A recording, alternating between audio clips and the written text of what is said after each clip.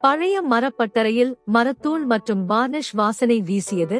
அது அறை முழுவதும் ஒரு நறுமணத்தை பரப்பியது. 10 வயது ரோஹனுக்கு அது நன்றாகத் தெரியும். பாறையைப் போல கரடுமுரடான கைகளும் நட்சத்திரத்தைப் போல புன்னகையும் கொண்ட தச்சரான அவரது தந்தை ஒரு பறவை இல்லத்தை வடிவமைத்துக் கொண்டிருந்தார். வழக்கமாக அமைதியற்றவனாக இருக்கும் ரோஹன் சோகமாக பார்த்து கொண்டிருந்தான். அவன் கணிதத் தேர்வில் தோல்வியடைந்து விட்டான். அதனால் அவன் மிகவும் சோகமாக இருந்தான். அவர் அப்பாவின் தோளில் ஒரு கையை வைத்தார். அந்த தொடுதல் மென்மையாக இருந்தது. ரோஹன், அப்பா சொன்னார், சில நேரங்களில் விஷயங்கள் கடினமாக இருக்கும், ஆனால் அதற்காக நீ திறமையற்றவன் என்று அர்த்தமல்ல. இந்த பறவை இல்லத்தை பார். இது போன்ற ஒன்றை உருவாக்க நேரம், பொறுமை மற்றும் சில தவறுகள் தேவைப்பட்டன. கணிதமும் அதேதான். ரோஹன் சந்தேகத்துடன் மேலே பார்த்தான். ஆனால் நான் கணிதத்தில் தொடர்ந்து தவறு செய்கிறேன். அது எனக்கு மிகவும் கடினமாக உள்ளது. அப்பா சிரித்தார். தவறுகள் தோல்விகள் அல்ல மகனே, அவை பாடங்கள். ஒவ்வொரு தவறும் உனக்கு புதிதாக ஒன்றை கற்றுக் கொடுக்கிறது. உனக்கு எது வேலை செய்யாது என்பதை நீ கற்றுக்கொள்ள வேண்டும். அது சிக்கலைக் கண்டறிய உதவும்.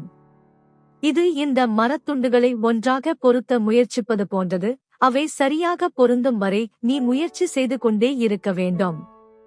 நீ பயிற்சி செய்து கொண்டே இரு, கற்றுக்கொண்டே இரு, இறுதியில் சிறந்த பலனை அடைவாய்.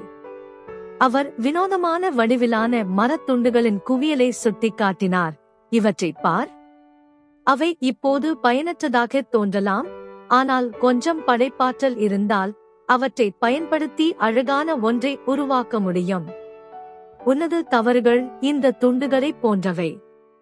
அவை இப்போது தோல்விகளாக தோன்றலாம், ஆனால் சரியான அணுகுமுறையுடன் அவற்றை அற்புதமான ஒன்றாக மாற்றலாம். அவர் குறிப்பாக ஒரு துண்டை எடுத்தார்.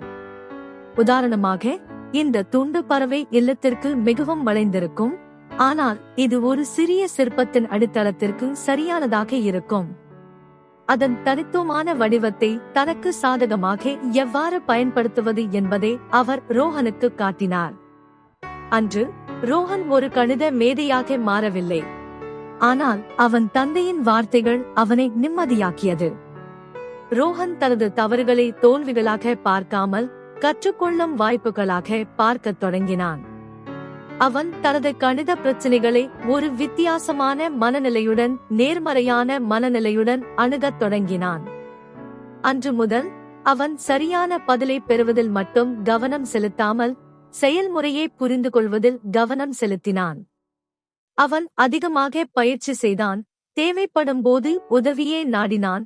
மெதுவாக, சீராக அவர் முன்னேறத் தொடங்கினான். பல மாதங்களுக்குப் பிறகு ரோஹன் தனது மேம்பட்ட கணித தேர்வு மதிப்பெண்ணை பெருமையுடன் தனது தந்தையிடம் காட்டிக் கொண்டிருந்தார். அவன் முகத்தில் ஒரு அகன்ற புன்னகை பரவியது. பாருங்க அப்பா, எனக்கு புரிஞ்சுடுச்சு. அவன் தந்தை பெருமையுடன், உன்னால் முடியும் என்று எனக்கு எப்போவோ தெரியும் மகனே. கதையின் நீதி இது மதிப்பெண்ணை பற்றியது அல்ல, அது பயணத்தை பற்றியது. ஒவ்வொரு சவாலிலும் ஒவ்வொரு தவறிலும் உள்ள திறனை கற்றுக்கொள்வது பற்றியது.